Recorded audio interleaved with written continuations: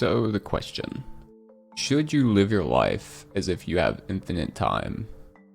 Intuition may say yes or no. Yes, you should, because you never know when you will die. You could get in a car accident tomorrow.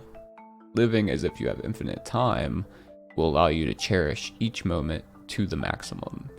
Putting that in meme terms, YOLO.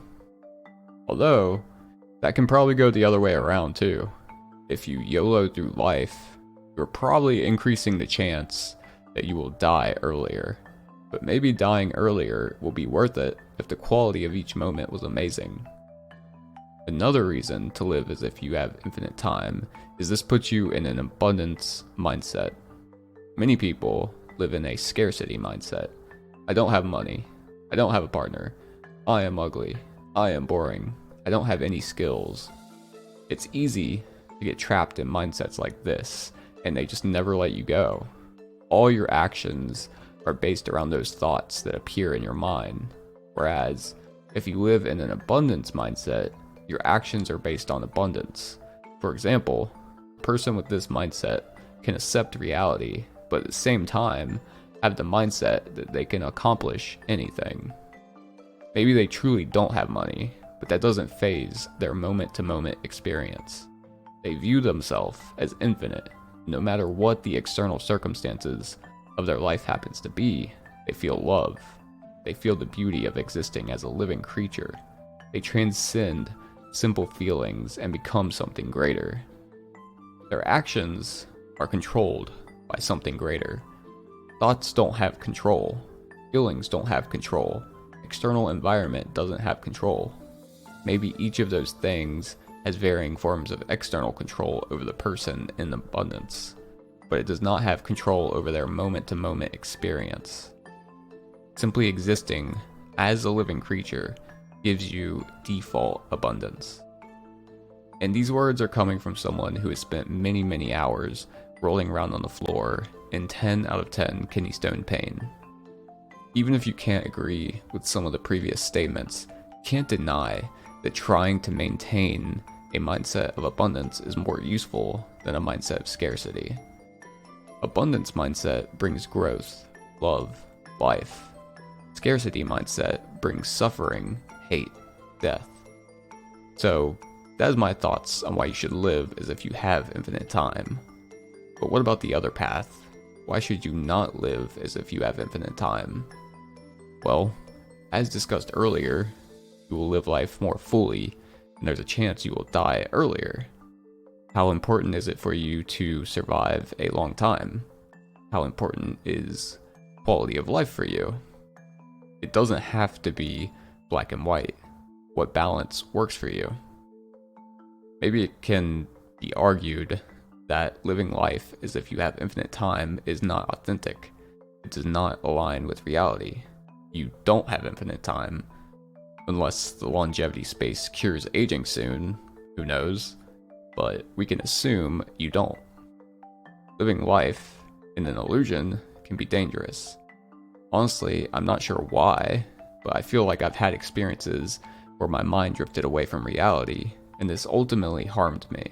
I believed wacky things long term, and it benefited me in no way. Don't get me wrong, I think you should always consider all ideas and constantly be updating your beliefs and fighting your long-term beliefs. But when it becomes obvious that your mind is leaving reality behind despite evidence, it usually doesn't do any good for you to ignore evidence. But the mind is a weird thing, and it's almost like mindsets are a part of reality, but they get a pass. You can take in the mindset that you have infinite time, despite it being untrue, and it seems to do nothing but push you forward in a good way. And you always have the option to lose this belief temporarily and come back to it when you need it. There's also many arguments that we do have infinite time. After death, you become an infinite thing, eternal life. Many people believe this with their whole heart. I see no evidence, so I can't really talk on this point any longer. Something that I really want to think more on is what does each path of this thought experiment truly and tangibly feel like? Those are kind of abstract so I think it'd be useful to understand them more precisely. So let's make some lists. How do you live as if you have infinite time? You have no anxiety about completing a task as soon as possible. If anxiety arises for that reason, you remind yourself that you have infinite time. If anxiety doesn't go away, no matter the mindset, then you accept it and let it be. Don't try to change it. Change will happen on its own if it's meant to be. Previous point focused on the negative of anxiety. This point focuses on the positive of the same concept.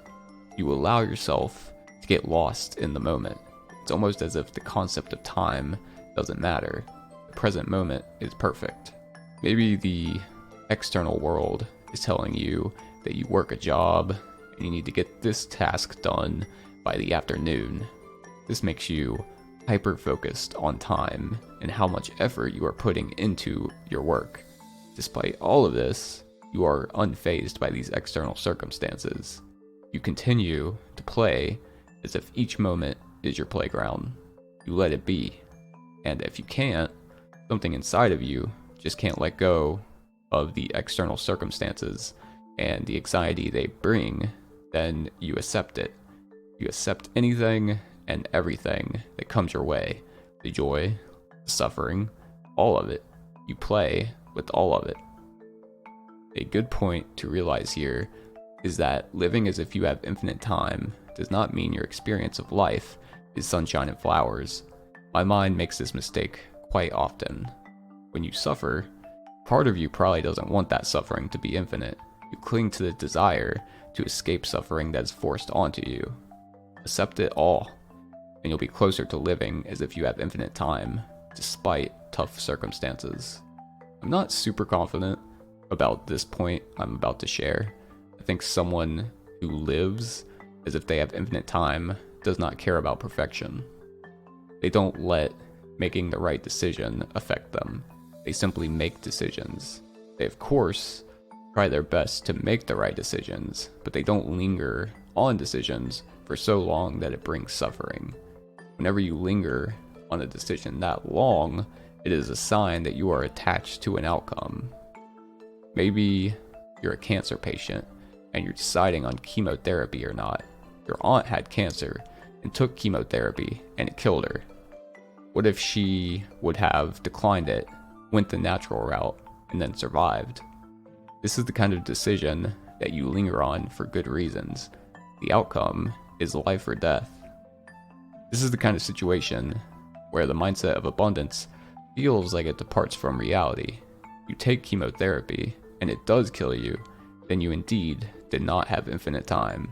Just telling yourself that you have infinite time through that process do you more good or do you more bad?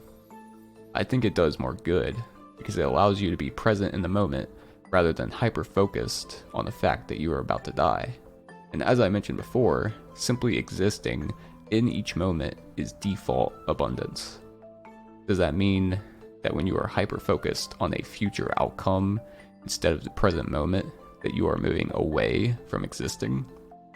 I'm not so sure about that, but maybe it does mean that you are moving further from your default abundance. At least that's the case when you're trying to force yourself into a future outcome. Nothing wrong with predicting things though. How do you live as if you don't have infinite time? You feel very limited, as discussed earlier. Not enough money, not enough of material things, not enough of good feelings, not enough in general. Due to feelings of scarcity, you feel you need to take action or you give up. Obviously, giving up is bad. Taking action is good, but it's bad that the generator of the action is a feeling of scarcity. That generator is not sustainable. You can go travel the world after your cancer diagnosis because you are terrified of death and feel you don't have enough time, or you can go travel the world because you love life and want to experience the beauty of the moment. As someone whose thinking mind defaults to extreme logic, losing the moment can be very easy. My mind loves to predict the future and try to convert predicted future outcomes into the present moment. This makes it so my mind loves to focus on predicted outcomes, which means less focus on the present moment. It will even do this when totally unnecessary. So how do you know when the process of predicting outcomes should stop?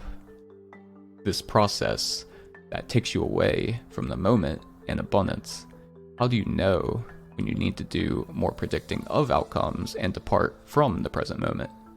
How do you convert the experiences from the prediction process into the present moment so that you don't have to keep going back to that process that is away from abundance? My intuition tells me that you want to maximize time spent in the moment and abundance and minimize the time spent in prediction. The goal isn't to get rid of the prediction process totally, because it is vital, but to simply minimize it. And I'm not even sure if prediction is the right word here. I just took a break from writing this for a bit and scrolled my phone. While I was scrolling, I had this feeling like I needed to be quick. I needed to minimize time spent scrolling so I could get back to writing this super important thing. I suppose some part of me is predicting that writing this is a much better use of my time. It also felt like I was clinging to this writing and it was subtracting from my present moment. Like I couldn't just scroll on my phone and be as present as possible because of that thing clinging to me. So how could I have done that in more abundance? Not 100% sure, but I think I could have accepted all parts of myself, including the part that was clinging on to my writing. And I don't even know if that would change anything. Maybe I could have used a thought mantra where I tell myself that by default, the present moment puts you into abundance. Would I then be able to scroll my phone without all these things clinging onto me, limiting my abundance? What does being in the moment even look like? Maybe that's where I'm struggling. Does it mean you have no thoughts? No, I don't think so. What does it mean then? I have no clue. But I'm going to keep on observing and see if I make any progress. Just to recap the key points. Going into the future, I desire to live as if I have infinite time. I desire to live in abundance. Living in the moment is default abundance. You access an infinite version of yourself. Trying to predict future events, and when certain things cling to your mind into new moments, causes you to become less infinite. You move away from the moment and abundance. I have a lot of questions with no complete answers, but it seems that acceptance is one crucial point to converting yourself from the non-abundant self into the abundant self. When you realize you are leaving the moment too much, maybe you can recall these key points here, and they will help bring you back to the moment. Then the cycle continues, because from that place of the infinite, novelty begins flowing into you again. It's sort of like when you step in the shower, and somehow tons of incredibly novel thoughts come to you, and all of your life issues are solved.